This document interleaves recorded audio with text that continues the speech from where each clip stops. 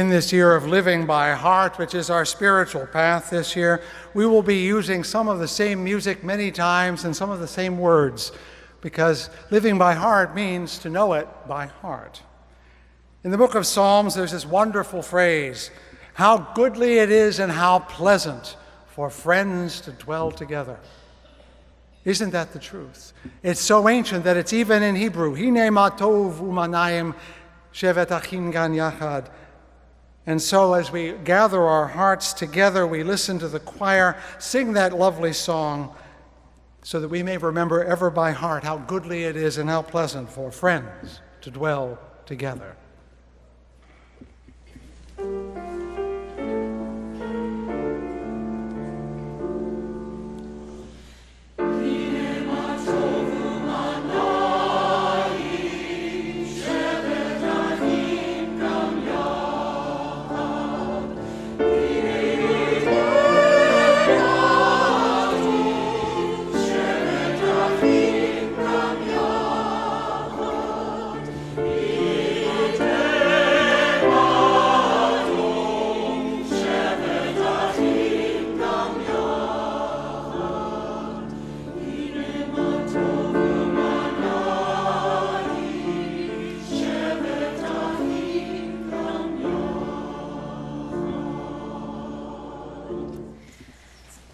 I invite you to join with me in our responsive invocation. This is indeed a day which the Lord has made. Let us rejoice in it and be glad, and let us count our many blessings. Let us be grateful for the capacity to see, feel, hear, and understand. Let us be grateful for the incredible gift of life. And let us be especially grateful for the ties of love which bind us together. Giving dignity, meaning, worth, and joy to all our days. Good morning. I am Reverend Elizabeth Barnum. I'm one of the ministers here at Fountain Street Church. When I first saw a posting for this job some years ago, I still remember this phrase jumping out at me from the screen. Must be able to minister to an exceptionally broad spiritual range. And then in parentheses were the words Christian, mystic, atheist, and multi-faith.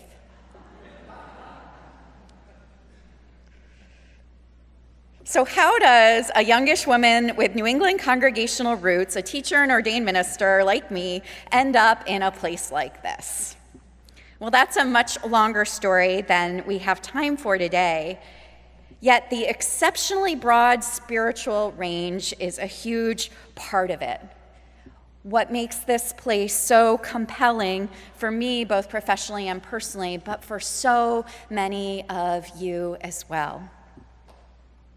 This place has long testified to the diversity of thought and opinion on the edges of more mainstream religious thinking, edges that are now an increasing norm, that have moved in some ways to center as our religious and spiritual landscapes continue to change and shift. Now, after a few years here, if I were to describe the exceptionally broad spiritual range of the people of this place, I could add dozens more words to Christian, mystic, atheist, multi-faith, and seekers. When people ask me to describe Fountain Street, I use words like eclectic and quirky, traditional and progressive, hopeful, searching, seeking, edgy, experiment, an incubator, a refuge, a spiritual home. And I use the word human. For better or worse, we're a very human bunch. And all the blessings and challenges that come with striving to be church in the world and allowing ourselves to meet each moment, each person with acceptance, welcome, and a seeking of what's the best next step to live out our hearts of our individual and communal lives. So whether you are here today because it is a habit or because your heart is hungry for the something more of life, whether you are here today because you felt called or nudged as I did, or simply feel curious, know that we seek to welcome you, to welcome one another no matter what brings us here today. Now, the truth is you may leave here today feeling the same way you did when you came in. And that's just how it is some days. But my hunch is that most of us leave feeling slightly different, gently transformed by something that unfolds on an ordinary Sunday at Fountain Street. Today, character school children will gather shortly in the chapel for their own service with a special guest musician, peace greetings, stories, and the sharing of covenants they made in their classrooms last week. Many ages will gather for a picnic in the park. We have been feeling the creative energy of artists and advocates rushing in as Art Prize is once again just a few days away. On a day like today, I know that the vitality that enlivens this place comes from the people that gather here, from you. We'll be singing a song next door in the chapel in just a little bit. We'll be singing it to the tune of Jesus Loves Me, which some of us who grew up with Christian roots know it well. But we'll sing these different words used in the liberal tradition. Love surrounds us, this I know, for my spirit tells me so. All of us to love belong. It fills our hearts and makes us strong. Yes, love surrounds us. Yes, love surrounds us. Yes, love surrounds us. Our spirit tells us so. May love fill your heart today, and may you experience a sense of belonging. Welcome to Fountain Street Church.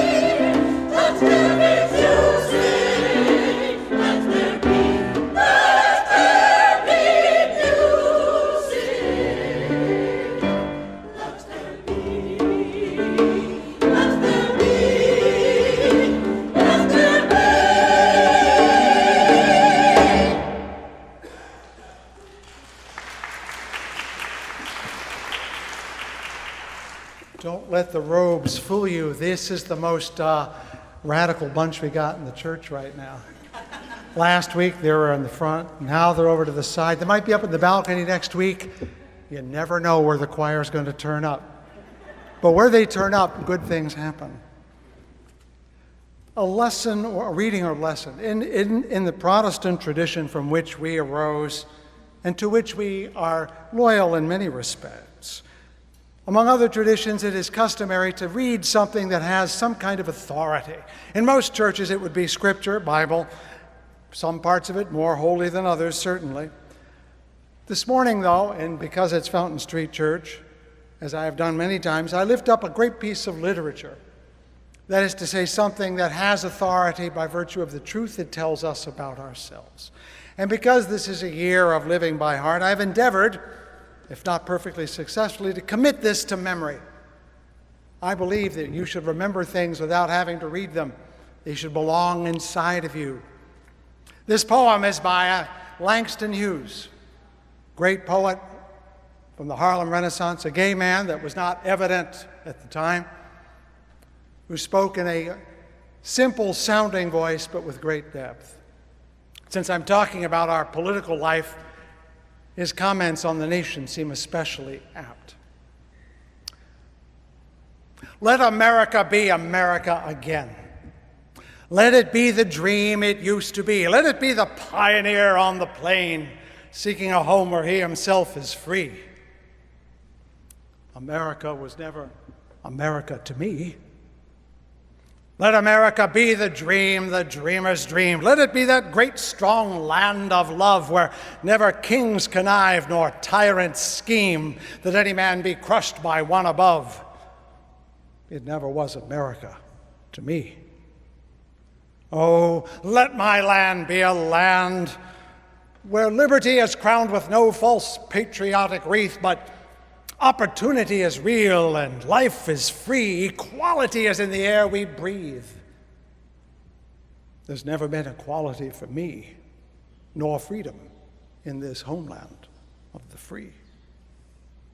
Say, who are you who mumbles in the dark, and who are you who draws your veil across the stars? I am the poor white, fooled and pushed apart. I am the Negro bearing slavery's scars. I am the red man driven from the land. I am the immigrant clutching the hope I seek and finding only the same old stupid plan of dog eat dog and mighty crush the weak. I am the young man full of strength and hope, tangled in that ancient, endless chain of power, profit, gain, and grab the land, of grab the gold, of grab the ways of satisfying need, of work the man, of take the pay, of owning everything for one's own greed. I am the farmer, bondsman to the soil. I am the worker, sold to the machine. I am the Negro servant to you all. I am the people, humbled, hungry, mean. Hungry yet today, despite the dream. Beaten yet today. Oh, pioneers, I am the man who never got ahead, the poorest worker bartered through the years. Yet I'm the one who dreamt our basic dream in the old world while still a serf of kings, who dreamt a dream so strong, so brave, so true, that even yet its mighty daring sings in every brick and stone, in every furrow turn that's made America the land it has become. Oh, I'm the man who sailed those early seas in search of what I meant to be my home, for I'm the one who left dark Ireland's shores and Poland's plain and England's grassy lea, and torn from black Africa's strand I came to build a homeland for the free. The free?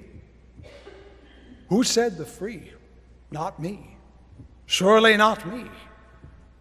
The millions on relief today, the millions who are shot down when we strike, the millions who have nothing for our pay, for all the dreams we've dreamed, for all the songs we've sung, for all the hopes we've held, for all the flags we've hung, the millions who have nothing for our pay except the dream that's almost dead today. Oh, let America be America again, the land that never has been yet and yet must be. the land where every man is free, the poor man's, Indians, Negroes, me who built America, whose sweat and blood, whose faith and pain, whose hand at the foundry, whose plow in the rain must bring back our mighty dream again. Sure, call me any ugly name you choose. The steel of freedom does not stain from those who live like leeches on the people's lives. We must bring back our land again, take back our land again, America. Oh yes, I say it plain. America never was America to me, and yet this oath I swear, America will be.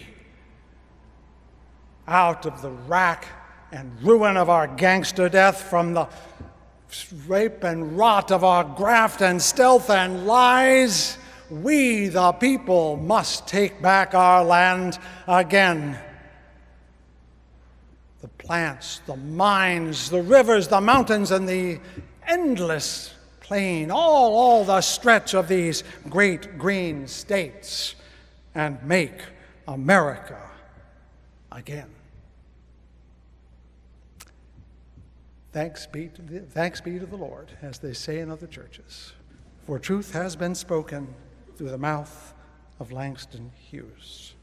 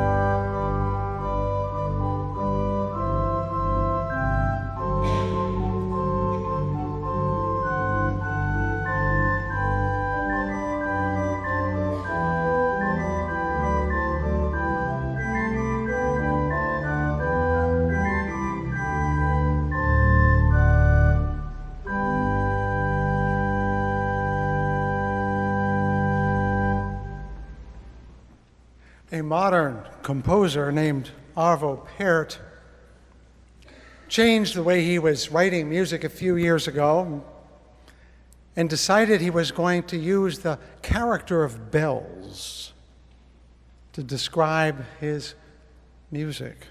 And he calls it tintinnabulation. In this time of prayer and meditation and silence, we are listening for the tintinnabulation of the universe. We incline our ear in the silence, through it and with it, to that which speaks constantly of what is precious and good. Every one of us in this house arrived in some kind of need. There's a great old spiritual, I'm standing in the need of prayer. In this house, that means the need of time to listen to the bells behind the noise, behind the tasks, behind all the things that tell us this is life and are wrong. We stand in need of the prayerful silence that listens for the bells. So we shall pause in silence, and I shall conclude that silence with a few more words which always crave the blessing of those who went before us. And so let us enter into that most profound prayer which is found in silence and await the blessing of those who made that silence possible. Let us now pray.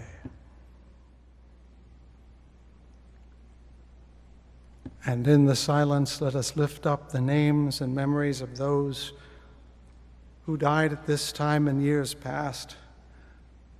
For M.C. Porter, for Doris Bevan, for George Carey, and Willis Nelson. El Rachamim, God filled with mercy, dwelling in the heavens height, bring rest beneath the wings of your Shekinah, your presence, to the souls of our beloved. May thou, who art the source of mercy, shelter them beneath the wings of your mercy eternally, and bind their souls among the living, that they may rest in peace, that we may live in peace. And let us say, Amen.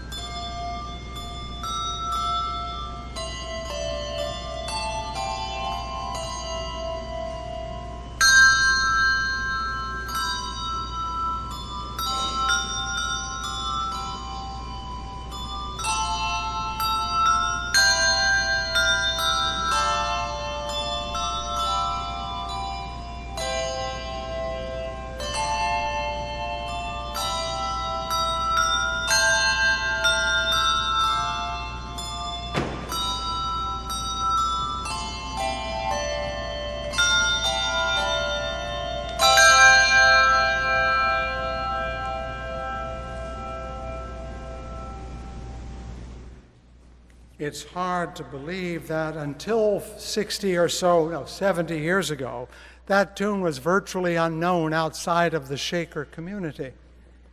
That's because it took the irony of a Brooklyn-born Jewish gay composer named Aaron Copland to give it life through his wonderful piece, the ballet called Appalachian Spring, which was performed this weekend by our Grand Rapids Symphony.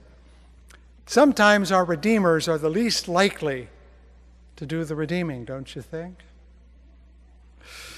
My.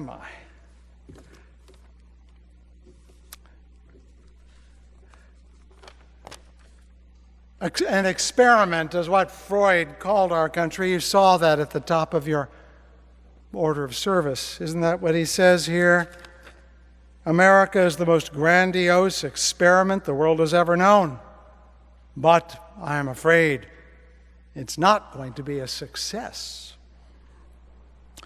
In truth, nothing in the way of a nation had existed like us before us, a nation created from an idea. That idea being the equality of all men, meaning males, meaning white males, meaning free white males, meaning free white males that own property. But it was a step forward. And the principle was heartfelt.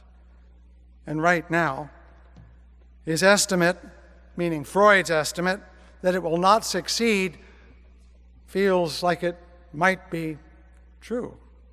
We are more divided, diverse, disparate, and distant from each other than at any time since the 1960s. Our leaders, in fact, seem to be as caught up in it as we are, may even be the cause of much of it. Last week I told you I'm making my task these 2 months, to go beyond our divisions as a nation, primarily by going beneath them. I'm inspired by the work of Parker Palmer, an author, Quaker educator, whose work on restoring democracy has given me at least a little bit of hope in ways I hadn't before. On Sundays, except today, I'm leading a group talking about his book, but mostly about what it means to us. Don't join me this week, but be there next week, downstairs. But here I shall, in the weeks before this momentous election, share what I believe would help us turn to what Lincoln called back in 1861 the better angels of our nature, for we seem surely to be possessed of our demons more these days. To do that, I'm going to tell you the tale of my own 2 cities. I'm going to tell you first about Baltimore, where my parents grew up and where I spent half my youth. It is then, as it was now, it was now as it is then, that duller city between Washington, D.C. and Philadelphia. Its only claim to fame then and now, other than crabs and oysters, was that that's where the national anthem was written. It was in Baltimore Harbor on September 14th, just this past week, that Francis Scott Key watched the, quote, bombs bursting in air all night, and then saw that in the morning our flag was still there, and he wrote a poem, and it became attached to a song, and by 1931 was our national anthem. Now, most people do not know the words very well. Most people, even if they know them, don't like singing it very much. It is a difficult song, without question. But we didn't think much about it, except it's what we do at ball games, right? And then the pro football player Colin Kaepernick gave it new meaning when he declined to stand for it as it was being played. I'm not going to stand up and show pride in a flag for a country, he said, that oppresses black people and people of color. Now, since then, there has been much news about him, and even more players have joined him, taking a knee, as we say in the football trade, down on one knee during the playing of the national anthem. And people are upset about this. And I'm wondering if anyone besides me noticed that that's the same pose the painter put George Washington in as he prayed at Mount Valley Forge for his army. Is it possible that in taking a knee, he is actually showing a different kind of respect for the nation, perhaps praying for it? That reminded me that praying for it, that George Washington never actually did, but we like to believe he did, that last week I quoted the great American theologian Reinhold Niebuhr, who over half a century ago, before the turbulent 60s, wrote, "If ever a nation required the spirit of genuine contrition and humility, it is ours." I think that's what this fuss is all about. When someone says our nation needs a dose of humility and contrition, a whole lot of people stand up and say that you're apologizing for America, that we look weak and irresolute. But I think that Freud and Niebuhr and Kaepernick are telling us something important about who we are and who we should be. And the reading out of the Christian tradition is helpful today. In the book of Luke, there is this parable. Then Jesus said to the disciples, "There was a rich man who had a manager, and charges were brought against the manager that this man was squandering his money. So the rich man, summoned the manager and said to him, 'What is this I hear about you? Give me an accounting of your work, because you cannot be my manager anymore.' Then the manager said to himself," remember, this is Jesus talking, "Then the manager said to himself, 'What will I do now that my master is taking my position away from me? I'm not strong enough to dig, and I'm ashamed to beg. I have decided what to do, so that when I am dismissed, people may welcome me into their homes.' So the manager summoned his master's debtors, those to whom he owed money. And he said, first of all, who owed money to the man, And he said to the first one, 'So how much money do you owe my master?' And the first one said, 100 jugs of olive oil. And the manager said, 'Take your bill. Sit down quickly and write 50 instead.' Then he asked another, 'How much do you owe?' And the man replied, 'I owe 100 containers of wheat.' To which the manager said, 'Take your bill and make it 80. And his master, the master of the manager, commended the manager for acting shrewdly." That's not the kind of thing you think Jesus would say, is it? Telling a parable in which someone is congratulated for both cheating the master once and a second time. But if you read the news, we are all commending our leaders for doing exactly that. This week, the Republican candidate's campaign claimed that his doubts about President Obama's citizenship, which was always a lie, was no longer a lie. And Mr. Trump, according to his campaign, his official office said he did a great service to the president and the country by bringing closure to the issue that Mrs. Clinton first raised.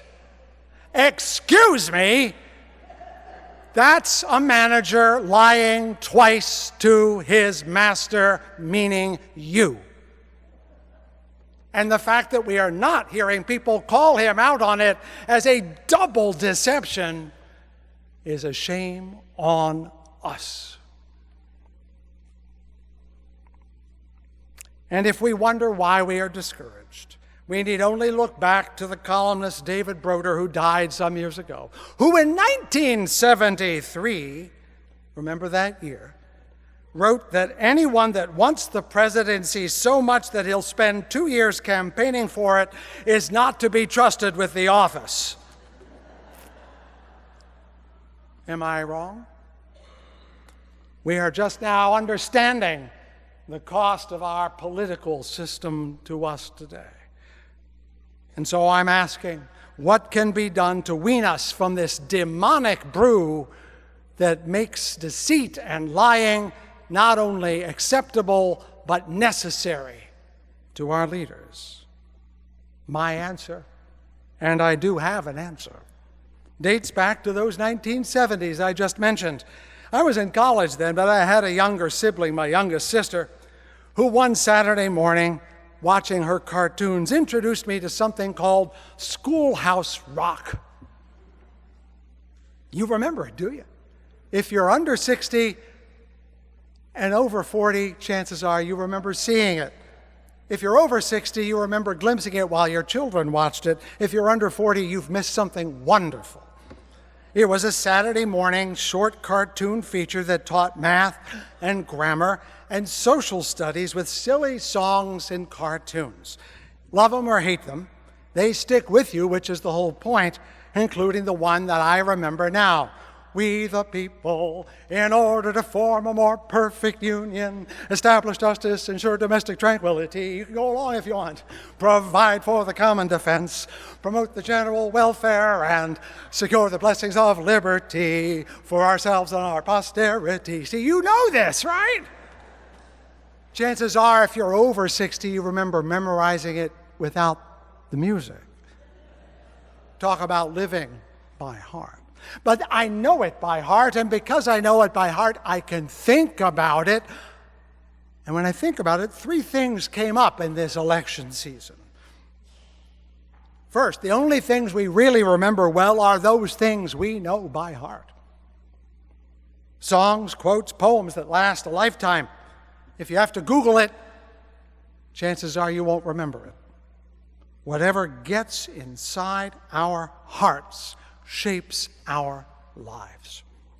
Alexis de Tocqueville, in his famous book Democracy in America, observed that the manners of the people may be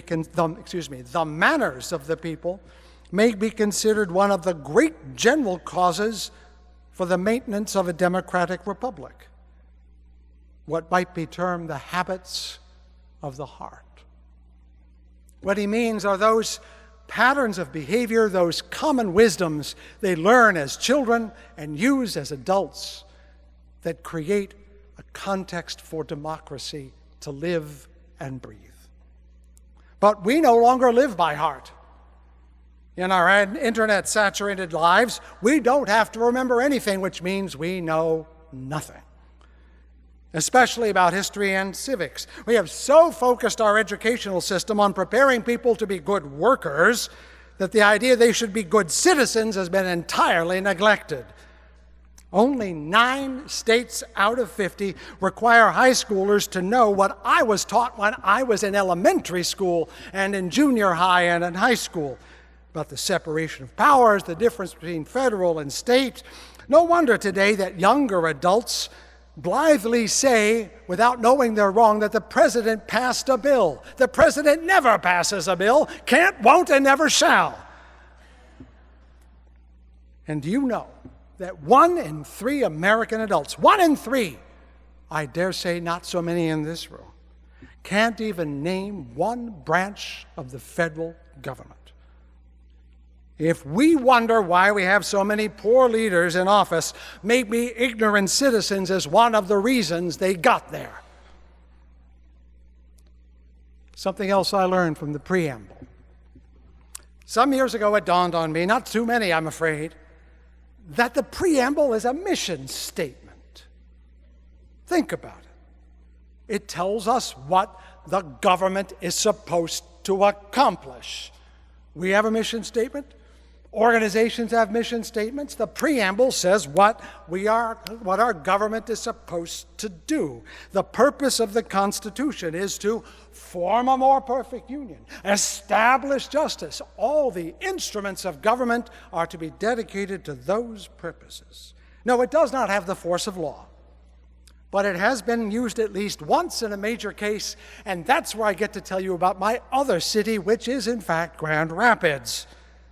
In 1966, a well-known fellow in this city, Michael Ellis, sued the city of Grand Rapids when the city sought to take a building by eminent domain so that St. Mary's Hospital could expand.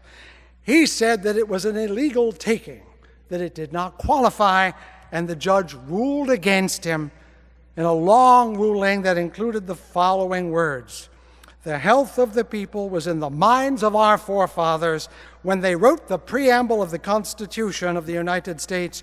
We, the people of the United States, in order to form a more perfect union, ellipsis, promote the general welfare. And his argument was based on the notion that promoting the general welfare legitimated the local government itself for taking property that served the public good, even if it served to help a religious institution do its job. We are the only city in the country that has used the preamble as a point of law. And we are still in need of a more perfect union. Only now it is not the union of the states, which occasioned it back in the 1780s. Now it is the people themselves. And this will take cultivating those habits of the heart that are formed in schools with classes, but also joining various PTAs, bowling leagues, rotaries, clubs, neighborhoods, block associations, and yes, churches, so that we may have a nation that demands an accounting of whether we are in fact forming a more perfect union, establishing justice, and all those other things. These are the goals of government, but if we, the people, do not demand it, can we be at all surprised when we do not get it? If we do not ask our candidates to do this job, we have no one to blame but ourselves when it turns out they do things that serve them more than us. But here's the good news. When Colin Kaepernick kneels, he is demanding an accounting, saying we are not establishing justice nearly fast enough, nor are we promoting the general welfare fully general. But where are we when states offer businesses giant tax breaks and pay for it by reducing funds for schools so they have to cut the civics classes, or close the library so they cannot read, or even change to different water sources because it saves money? Where does it say the union is a competition between states to impoverish some at the expense of others? When Congress people spend half their time raising money to be reelected, why are we not asking them why they are spending our money and our time doing their work and not ours? Even that venerable conservative George Will understood when he said years ago, the business of America is not business, it is justice and securing the blessings of liberty. But if he's the only one who says it, can we be surprised when no one does it? I think of those words I know by heart and look at the way things are, and I see that the solution is not to elect this party or this candidate, but to go deeper. There are a few things I think can make a difference, and I have a moment to at least throw them out there. One of the ways that we are stuck is the parties in power at every census redesign districts so that it's easier for them to stay in power. Now, as far as I can tell, if you can rewrite the rules after you win, that's like letting the Super Bowl winner redesign the field so it can play winning ball next year. That's not a fair game, that's cheating. It's called gerrymandering. It has a long history that's very old indeed. It's time for it to start. 6 states have already removed the authority to do this from their state legislatures. 10 more are being petitioned. Why not Michigan? Why not every state? We need to have true redistricting for the people, not for the parties that do the redistricting. Another is forms of election reform. If we want people to spend less money, do you realize we spent $6 billion last time on the presidential election? $50 for every person who voted. I would have preferred to have the $50 myself. But if money is power, and it is, and if power tends to corrupt, and it does, then more money only increases the opportunity for corruption. More money will not give us better elections. It'll just give us richer political operatives. That's what Senator Sanders was yelling about That's even what some Trump people are worried about. One easy way to make a change is for everyone who gives money to do so publicly. No more anonymous flame throwing. If you give money, say so. And if you're too cowardly to say you've given it, then don't open the checkbook in the first place. Man up, people. This is a democracy. No secret support is permitted. And speaking of things like Citizens United, I am not optimistic that changing it will change everything. Money always finds a way. But what if we could limit the amount of time that our companies, our cable companies and broadcast could sell? There's no reason they have to sell everybody everything. They have plenty of ads right now. What if only 10% of advertising could go to politics? Who cares? I've made up my mind. Most of you have too. Seeing another 400 ads will not change my mind. Let's limit it. It's our air. We should control it, not them. And besides, if they can spend less money, they can raise less money, and therefore we feel less like they're in the hands and in the pockets of those who are writing the checks. And why not, speaking of elections, let's change the whole primary thing all around. I'm sorry, I used to live next to New Hampshire, and apologies to my colleague who comes from there, at least in part, but why not have a primary lottery? That is to say, set aside 6 Tuesdays from January through June, but 6 or 7 primaries on each one, and every year it's different. And let's have runoff voting. You know what runoff voting is? You number your candidates in preferential order. I like this one first, this one second. And if there's no majority winner, you throw out the bottom one and reapportion the votes. We deserve to have majority winners, not people coasting on minorities and clouding up our electoral life. And finally, we should be teaching civics again. Every day and in every way. We should teach children how to drive the country with at least as much eagerness as how to drive a car. All right, I'm out of stuff. No, I'm not. I'm done for today. And I'm not being very religious this week, I'm afraid, but my promise to speak to what ails us as a nation and what heals us as well demands reality as well as hope. I could talk about thoughts and prayers, but thoughts and prayers that do not produce ideas and commitments are just that, thoughts and prayers. We need a more perfect union, and only we, the people, can make it happen by making those we elect truly serve us, not we them. This is one of those other unalienable rights embedded in that Declaration of Independence. Unalienable means we cannot give it away and we cannot sell it. We can only abuse it by neglect. We have a right to a government worthy of our trust. But it is up to we, the people, to get it. And that's how we make America again. Amen and amen.